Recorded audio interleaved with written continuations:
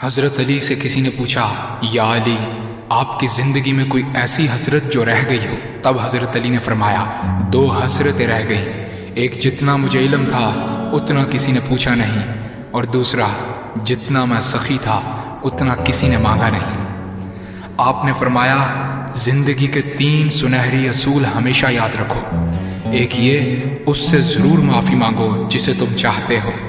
دوسرا، اسے مت چھوڑو جو تمہیں چاہتا ہے۔ تیسرا یہ، اس سے کچھ نہ چھپاؤ جس پر تم اعتبار کرتے ہو۔ آپ نے فرمایا، دوست سے سنبھل کر دوستی کرو، ہو سکتا ہے وہ کسی دن تمہارا دشمن بن جائے، اور دشمن سے سنبھل کر دشمنی کرو، ہو سکتا ہے وہ کل تمہارا دوست بن جائے۔ زبان کا وزن بہت ہی ہلکا ہوتا ہے، مگر بہت کم لوگ اس کو سنبھال پاتے ہیں۔ آپ نے فرمایا، جسم ایک دکان ہے اور زبان اس کا تالا۔ جب تالا کھلتا ہے تو معلوم ہوتا ہے کہ دکان سونے کی ہے یا لوہے کی۔ زندگی تیز ہواؤں کی مانند ہے، جس نے اس کی آندھیاں برداشت کر لیں وہ کبھی غم کی گھٹا نہیں دیکھتا، سر سبز و شاداب باغ دیکھتا ہے۔ حضرت علی سے کسی نے پوچھا، یہ کیسے پتہ چلے گا کہ جو پریشانی یا مصیبت ہم پر آئی ہے وہ اللہ کی طرف سے آزمائش ہے یا ہم پر اللہ کی طرف سے سزا ہے؟ آپ نے جواب دیا، جو مصیبت تجھے اللہ کی طرف لے جائے وہ آزمائش ہے، اور جو مصیبت تجھے اللہ سے دور کر دے وہ سزا ہے۔ حضرت علی کے پاس ایک یہودی آیا اور کہا، میں نے سنا ہے کہ آپ مسلمان جب عبادت کرتے ہو تو وسوسے اور خیالات آتے ہیں، جبکہ ہم عبادت کرتے ہیں تو ہمیں نہیں آتے۔ حضرت علی نے جواب میں فرمایا، اگر ایک گھر فقیر کا ہو اور ایک گھر امیر کا تو چور کہاں جائے گا؟ یہودی نے کہا، امیر کے گھر میں۔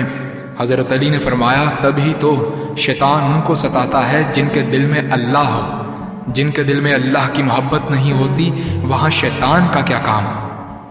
آپ نے فرمایا، جب تمہاری جان کو خطرہ ہو تو صدقہ دے کر جان بچاؤ، اور جب تمہارے دین کو خطرہ ہو تو جان دے کر دین بچاؤ۔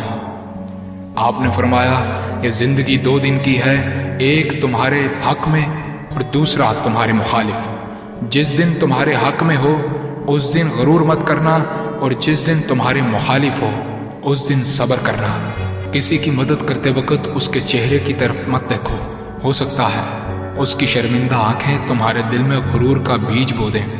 3 چیزیں ایمان کو تباہ کر دیتی ہیں، امیروں کی محفل، عورتوں کی صحبت اور جاہلوں سے بحث۔ حضرت علی نے فرمایا، جانور میں خواہش اور فرشتے میں عقل ہوتی ہے، مگر انسان میں اللہ پاک نے دونوں رکھی ہیں۔ اگر وہ عقل دبا لے تو جانور، اگر خواہش کو دبا لے تو فرشتے کی مانند ہو جاتا ہے۔ آپ نے فرمایا، اپنے جسم کو ضرورت سے زیادہ مت سنوارو، اسے تو مٹی میں مل جانا ہے۔ سنوارنا ہے تو اپنی روح کو سنوارو، کیونکہ اسے رب کے پاس لوٹ کر جانا ہے۔ مومن کی مثال ترازو کے پلڑے جیسی ہے، جس قدر اس کے ایمان میں اضافہ ہوتا ہے اتنی ہی اس کی آزمائش بڑھتی ہے۔ آپ نے فرمایا، اچھے لوگوں کی ایک خوبی یہ بھی ہوتی ہے کہ انہیں یاد